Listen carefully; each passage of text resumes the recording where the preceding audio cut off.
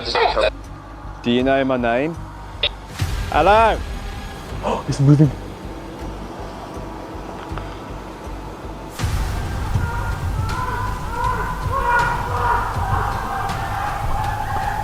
Nobody in the car park.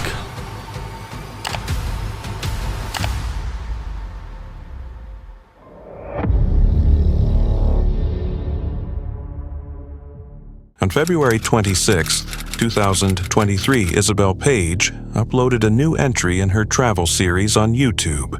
Known for honest, unfiltered storytelling, Isabel shows both the beauty and hardship of life on the move. This time, she and her partner Logan crossed into Costa Rica, a country of heavy humidity, thick jungle, and sleepless nights. The video is titled, "Why Was I So Scared?" And from the opening moments, it is clear that fear would follow them unexpectedly. Last night was really rough. We were up all night trying to get the mosquitoes. Apparently we didn't get all of them because my face has a lot of bites on them. We got probably like 30. We probably killed like 30 mosquitoes. There was so many in our little like teepee thing. We're off to get a coffee this morning. We decided to take an alternative route. Their arrival in Costa Rica was uncomfortable from the start. On the first night inside a small fabric tent, the air felt stifling and restless. Mosquitoes filled the space, keeping them awake until sunrise. Isabel later counted more than 30 bites on her face alone. They killed as many insects as possible, but the constant buzzing never ended, leaving her drained and already doubting their choice to come. We were both feeling very excited to go somewhere new, and after a long hike out of there and a very long and crowded bus ride, we made it to the airport. That bus ride, we were taking a chance too because we didn't know if this was the right station. We're trying to get 3 hours south. About 30 minutes.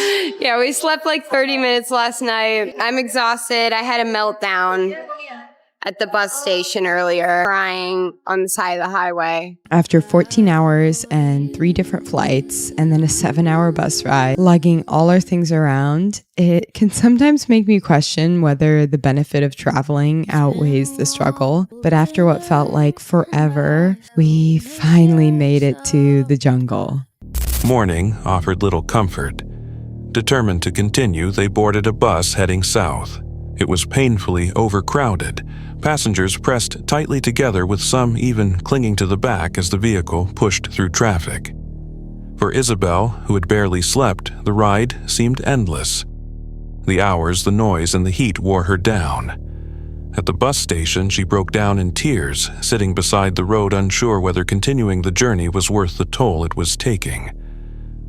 The most terrifying moment came later that night. Before I left for this trip, I was feeling, I don't know why, like so much stress about like kind of dumb things. And I think it was all rooting from being scared to like change my life or like change my routine or get out of my comfort zone, I guess. And I feel like this trip so far has really challenged that and like really helped me to be less scared. Do you think that's done that for you? I was so unnecessarily afraid of a lot of things before this. I know. I was afraid to don't. There has been so many moments throughout the past like month where he said, "Oh, I'm about to die right now." Oh, there were so many times I was certain. You were certain. I was like, I'm dead and so are you. And Paleo? Paleo. I had an allergic reaction to something and Logan seriously thought I was about to die. I was so certain. Yeah, because she had like her chest was breaking out and everything. I was throwing up and Logan was crying. And of course I was crying. I thought you were dead. I was like, oh, you're for sure dead and this is the end. We were really far from anything and like it was the middle of the night and that was the worst day maybe ever. Isabel experienced a sudden allergic reaction. A rash spread across her chest, nausea hit hard, and she began vomiting uncontrollably. Deep in the jungle, with no hospital nearby, Logan believed he was watching her slip away. He cried, convinced she might not last until morning. For both of them, it became one of the most frightening nights they had ever faced. Travel in Costa Rica did not become easier. Remote dirt roads left them stranded, waiting for a taxi that never arrived. They stood under the burning sun for nearly an hour before choosing to walk alone toward town, carrying all their belongings and unsure if anyone would pass. Help finally came when a family from San Diego happened to drive by and offered them a ride. From there, the journey shifted toward the coast. A small water taxi carried them through winding river passages, a maze of channels leading out to open ocean. At last, they reached Drake Bay, a quiet, distant village in southern Costa Rica, accessible mostly by boat and cut off from much of the outside world. Despite everything, Isabel found brief moments of joy. She tasted mangoes so sweet they felt unreal. She learned to cook plantains for the first time. Local markets sold vegetables she had not seen since living in Hawaii, along with avocados she called the best she had ever eaten. Yet, underneath these pleasures remained exhaustion, longing for home, and a fear she said was deeper than she could explain.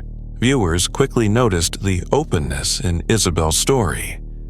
Many commented on how natural it is to miss one's parents, while others questioned why the fear seemed so intense.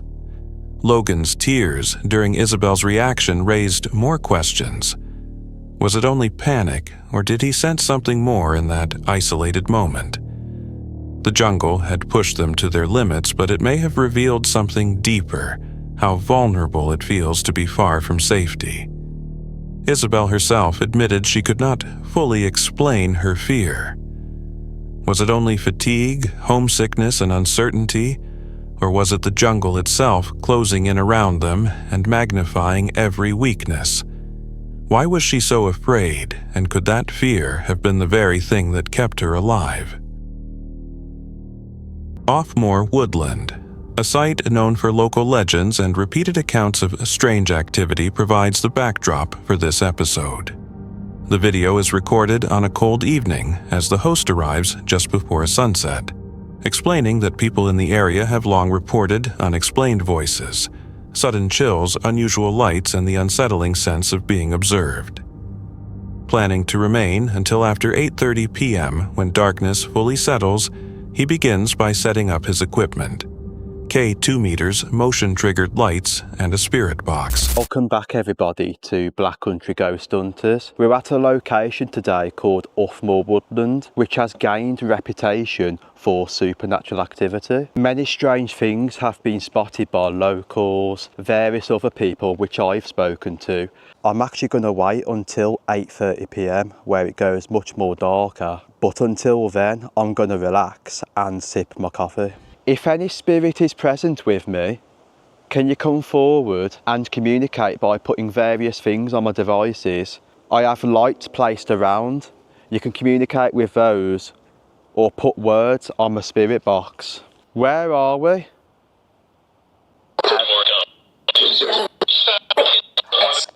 Woods. Sure that said woods. Yeah, we're in Woodland.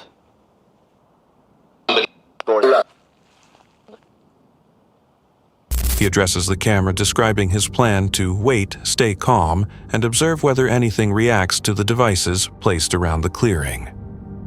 The investigation begins with just one person quiet at first, but tension rises quickly. Almost at once, the K2 meter shows activity lighting up several times in response to requests. The investigator asks for repeated strong light signals and the lights respond. That early reaction creates an intense mood for the rest of the night. As he moves farther among the trees, clear whispers and soft, unclear murmuring appear in the audio. The spirit box outputs broken word fragments that deepen the unease. Can you make noises around me, like you was doing? For your vlog? Let me replay. It said, for your vlog.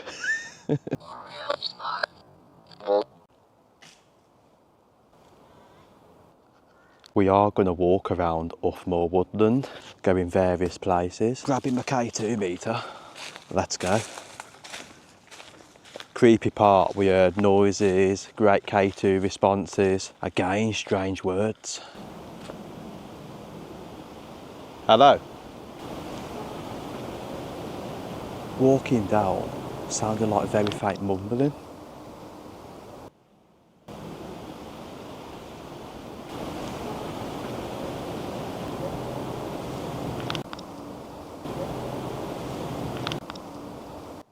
just walking further down, finding places where we can conduct more ghost investigations.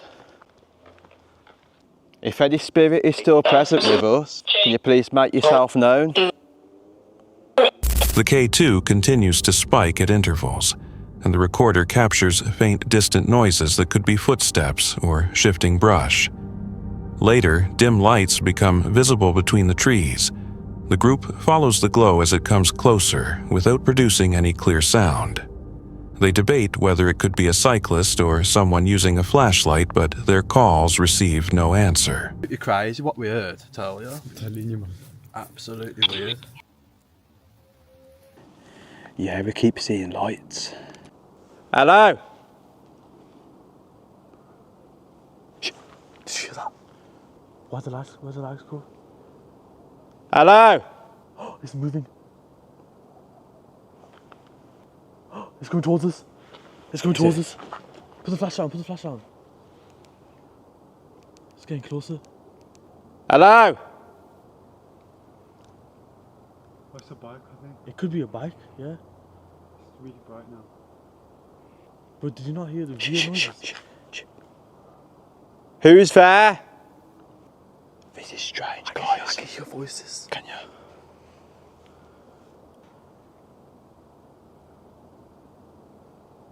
It got closer, and I can hear voices. Yeah, I can still see faint Yeah, lights. like that. What the flip? It's just... Hello? Hello? Hello? It's much closer. What is that? We can't lose track of this. No, definitely not. The lights move nearer, then seem to pull away an encounter that unsettles everyone. Voices grow strained.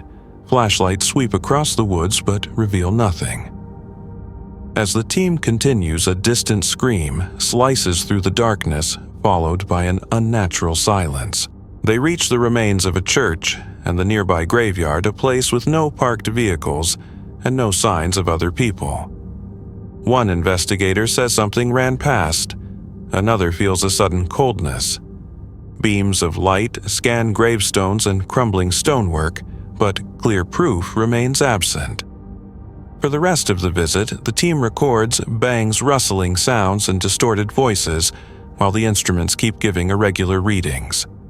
With the feeling that they may be watched or followed increasing. Who did we hear screaming?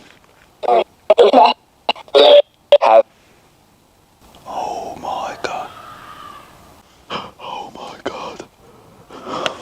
Guys, stay where we are.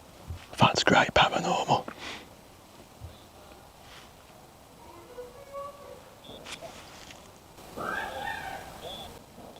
What the f***? It's getting ripped. Whoa. I think we need to grab, one of us go and grab a bit of equipment, gather it all up, and then we go. And then we get ready to go. We've got to go through the churchyard, man, as well.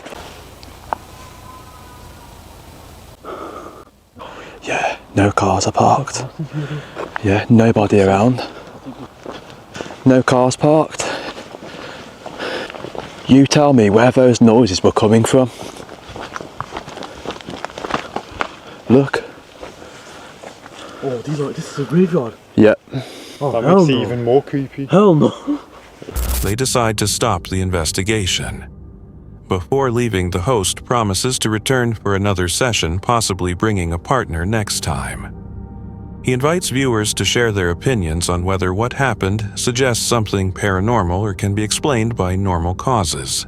The repeated K2 reactions and the timing of the light sightings point to possible interaction rather than random interference, though natural factors such as animals, distant traffic, or electrical changes in the air could also trigger meters and lights. The scattered partial phrases from the spirit box are hard to judge with certainty. Sound, illusion, and background noise can create the impression of meaningful words. The silent approach of the faint lights is among the most puzzling aspects. Possible explanations include far-off flashlights or bike lights hidden by terrain, or reflections and visual distortions. The ruined church and graveyard naturally increase anxiety, which can alter perception and make ordinary sounds feel threatening.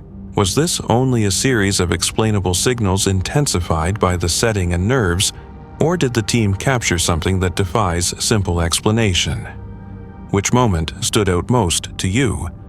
The K2 flashes, the spirit box fragments, the drifting lights, or the distant scream? And why? Share your thoughts in the comments. Jordan and Lisa, a van life couple who share their journeys on YouTube, had spent almost 5 days camping on public Bureau of Land Management property near Bryce Canyon, Utah. Until then, their nights had been quiet and without incident. On their final evening, they chose to use their drone to film cinematic views of the sunset and nearby mountains, footage they had not captured earlier in the week. What started as a simple filming session soon turned into one of the most disturbing and potentially risky encounters they had ever faced. As the drone rose into the sky, the couple focused on lining up shots of the horizon. Good morning, guys. This weekend we are headed to Bryce Canyon. Do you want to say what happened last night? So do we have an interesting story for you? We were at our camp. We've been there for the past 5 days, and I haven't flown my drone at all, right? There's this guy that pulled in probably 4 days prior, and he's been parked there all week. Everything was cool, kosher. I got my drone out. I started filming the mountains. I'll show you some of that drone footage after this. And he comes over highly upset, saying that we were flying the drone over his campsite. Which, keep in mind, guys, this is public land. He came in hot too. He wasn't just like, "Oh, do you mind like not flying your drone? I don't like that." He was like, cursing and like. Yeah, he didn't ask nicely. Honestly, I probably would have reacted different or responded differently if he would have came over and said, "Hey, you know, I understand you're flying your drone. Could you just not fly over the campsite?" That's not how he came in. He came in hot. He came in aggressive. From the far side of the clearing, a man who had been camping nearby suddenly walked toward their van. Although he had parked several hundred feet away for days, they had never spoken to him before. Without any warning, he confronted them angrily, insisting they had flown the drone over his campsite.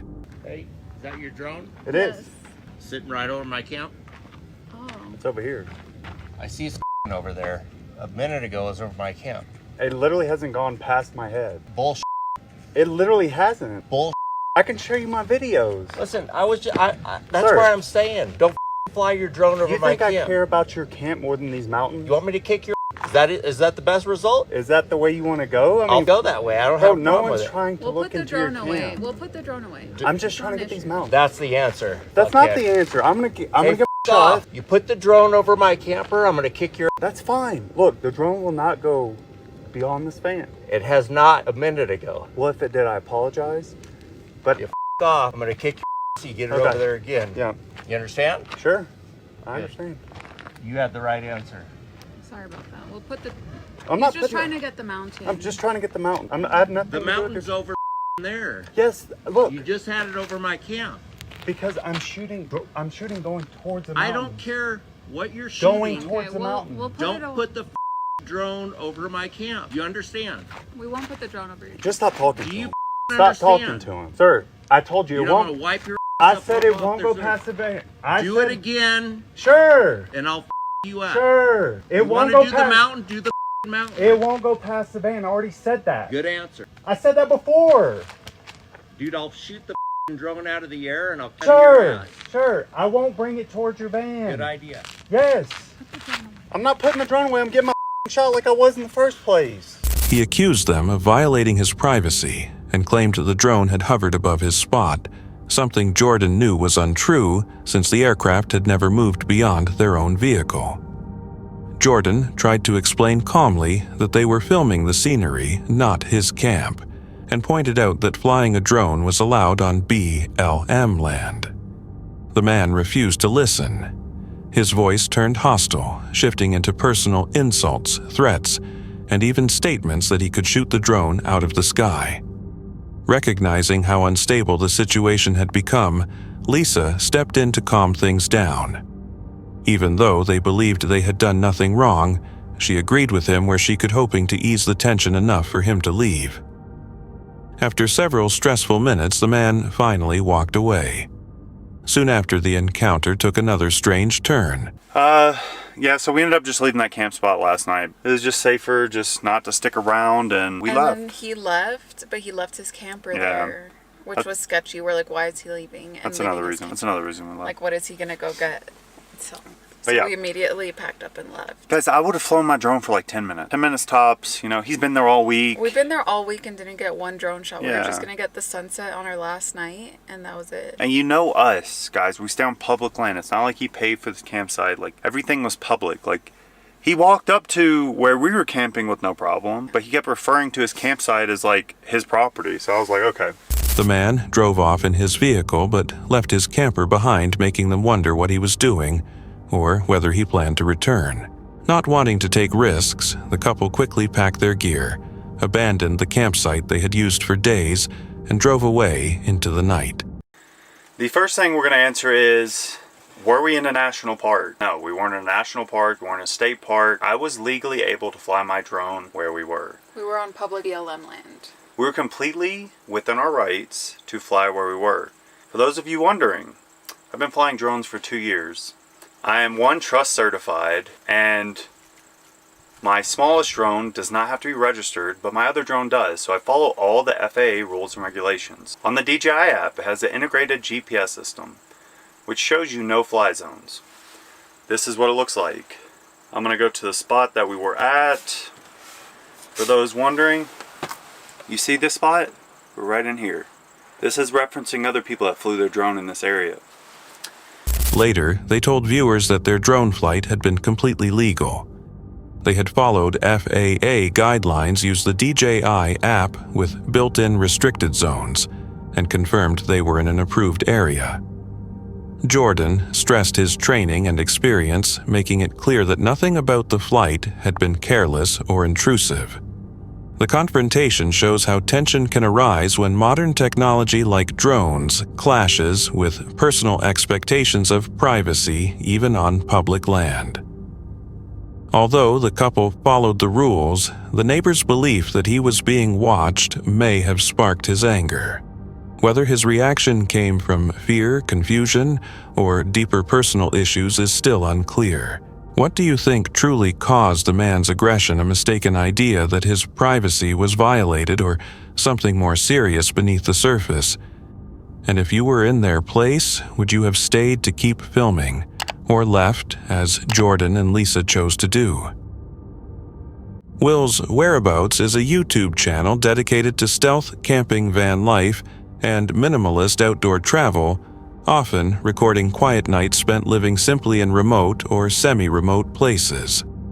On January 10, 2019, Will establishes a stealth camp at Box Hill in Surrey, a well-known spot with forest trails, walkers, and frequent daytime activity. For this outing, he parks his vehicle along the wooded edge of a public parking area and prepares a simple dinner before settling into his overnight arrangement.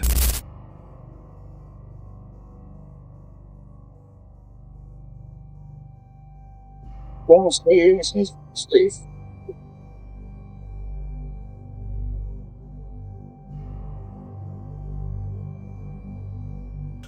Do you want a hot chocolate? Okay.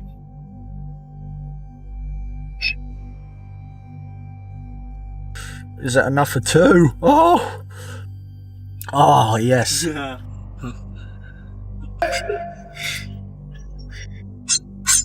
I'll cut these onions up, boy. I don't really like the smoky barbecue one. The chicken. You never fill them up enough either. Fill it up. Nah, that'll do. Bit of queso, fromage on top.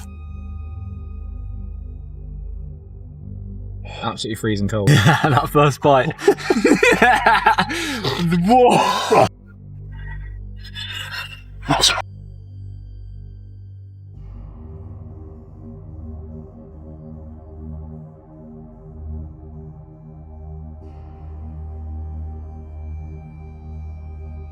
I think this will do for tonight's stealth camping. Freezing cold!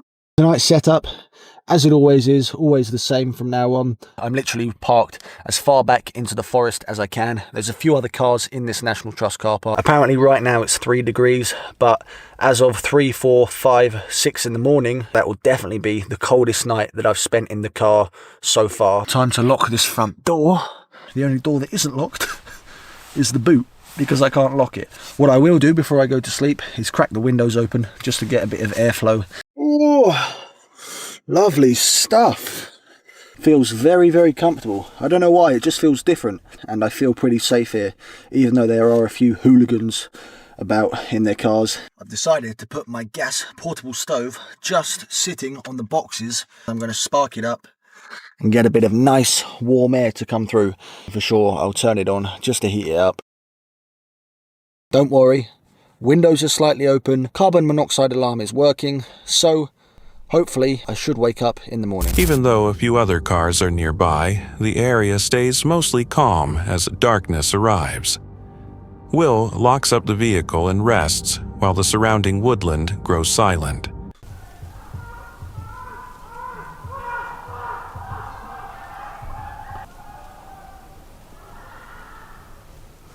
I don't think I'm going to be getting much sleep tonight. There are people about 100 meters away, blazing music out, and some people screaming. Wish me luck, everybody. Morning, guys. You probably wouldn't believe that it is actually 7:30. Let's have a look what the outside world looks like.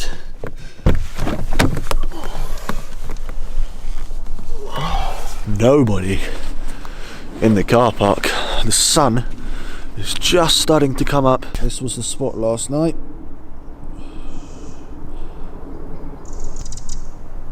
A really good night's sleep, you know, considering for the first half an hour, 45 minutes, there was all those kids blazing out music and doing donuts. Several hours later, the stillness is broken when distant, disturbing sounds travel through the forest.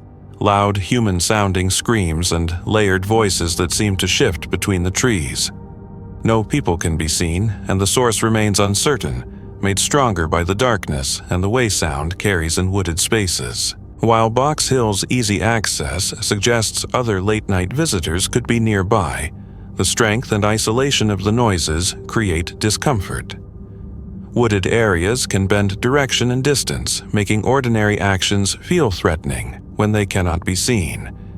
But when unfamiliar voices suddenly rise close by while you are alone and enclosed, how would you decide whether it is harmless human activity or a warning that staying where you are involves real danger? Wildcat Adventures is a UK-based outdoor channel centered on wild camping and immersive travel experiences.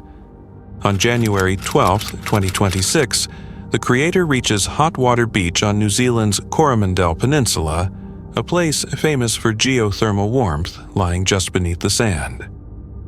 When she arrives, the shoreline is already busy, and as she begins digging into the ground, she quickly feels strong heat with warm water bubbling up from below. That's so cool. We're gonna go for a swim. Oh, and I found a nice volcanic stone as well. Apparently this big volcano. Let's go for a swim in a warm lake. It's warm. It's a bit cooler there. Does wild swimming get any better than this? That was the best wild swim I've ever had. Water was just like being in a bath. You've got the blue skies and the gently lapping waves and the tropical vibes. Oh, my tent's a bit damp. Sure it'll dry out in this wind. She notices volcanic rocks nearby and thin steam drifting through the air as she prepares to bathe along the naturally heated edge of the coast. After entering, the water mist surrounds her, while cool sea air and moving waves contrast with the hot pool, creating a strange scene shaped by the region's unusual geology. Following the swim, she travels to a nearby campsite to set up for the evening, expecting a calm, wild camping area. Instead, other campers show up and place their tent directly behind hers. So we're moving because these guys have just turned up. apparently they'd booked that campsite a couple of months ago. I have actually booked this particular spot. So I guess I've only got myself to blame. And they just plonked themselves right behind me. Literally, you'd be able to hear them snoring and farting, and they had 2 babies as well. So I've relocated. Time's about 10 o'clock. Pretty knackered, very chilled. I'm gonna go to sleep. Go for a little early morning swim. Why not? Attempted to fix my leaking air mat last night. Semi-effective. Had to blow it up a couple of times in the night. So the bit that's leaking is just underneath the valve. I've kind of tried to patch it up as best as I can. Clearly quite badly. It's not sticking very well. I'm hoping, being that it's a valve issue, that Exped will sort me out, because it's not a puncture that I've done. The weird thing with camping here is the ground underneath the tent is warm. You know when you sit down on somewhere where somebody else has just been sitting and it's like, oh, you warmed it up for me. Kind of weird to think I'm that close to volcanic activity and the whole place could just go kaboom. Breaking any sense of space and forcing her to relocate to avoid tension. As night falls, a slow leak around the air mattress valve means she must keep reinflating it, interrupting her rest. Inside the tent, she stays aware of the warmth coming up from the ground beneath her close to active geothermal spots, adding a quiet sense of unease to an otherwise calm night. Geothermal beaches can be remarkable, but they also require caution and adaptability, since crowds and equipment issues can quickly change plans. Even without true danger, the contrast between a rare natural swim and restless camping highlights how unpredictable wild travel can be.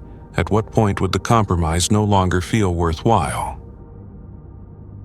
City Boy is a creator recognized for immersive solo journeys that record winter camping and survival in remote woodland areas. On January 11th, 2026, he sets up camp at an isolated winter forest location in Japan, expecting only a peaceful night, unaware of the strain that would soon develop.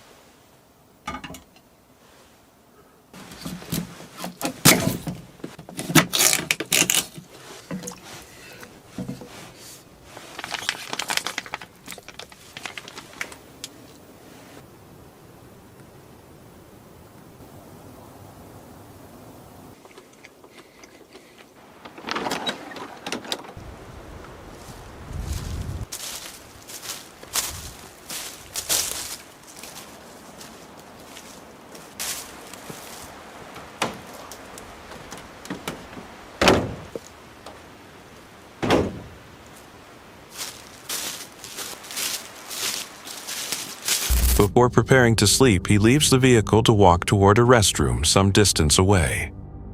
The woods are almost silent, interrupted only by faint background noise from a nearby stream and occasional animal sounds while darkness closes in and each step crackles over leaves and branches. As he goes farther into the trees, the feeling of isolation grows. Then he starts to hear footsteps behind him.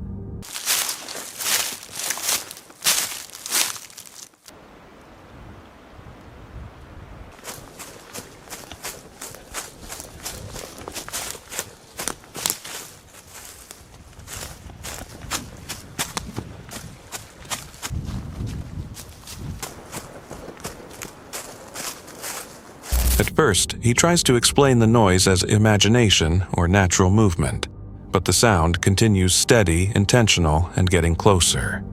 Fear builds as his sense of direction briefly wavers. Rather than turning back, he moves faster, focused on reaching the car. The footsteps continue until he gets to the vehicle, stopping suddenly the instant he is inside. The tension peaks there, heightened by the night, the cold, and the sense of being followed. After returning to the car, he chooses to rest and wait through the remaining hours of darkness. By daylight, he packs up, cleans the campsite, and leaves the forest, though the memory of the previous night still remains. Moments like this show how quiet darkness and solitude can magnify fear even without visible danger. Yet when footsteps trail you through a silent forest, how can you tell when it is only your mind and when it is time to go? This footage comes from Exploring with Bear, an American adventure and paranormal channel that visits remote and tragic sites in real time.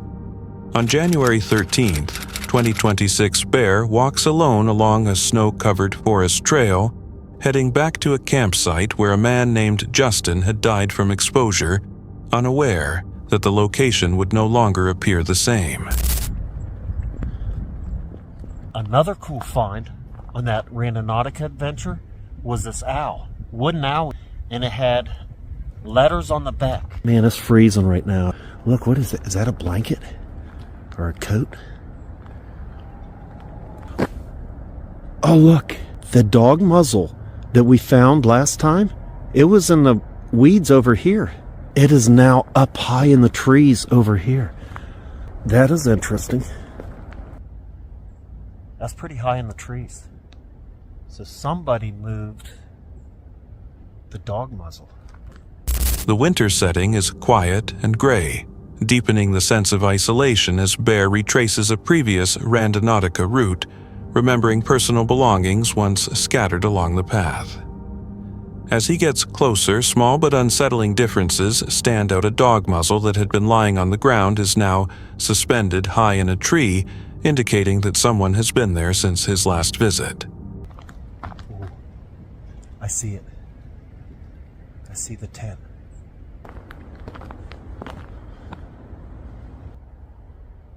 I can tell already the bike is gone or been moved.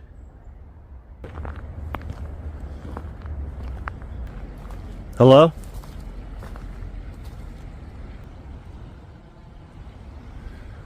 I just heard footsteps over here. That was 100% footsteps on the trail. I see somebody walking. Okay, well now, haven't heard nobody for a few minutes. Let's make our way back to where Justin was found. Everybody all right? The bike is gone. The medicine's gone. The tent is zipped back up.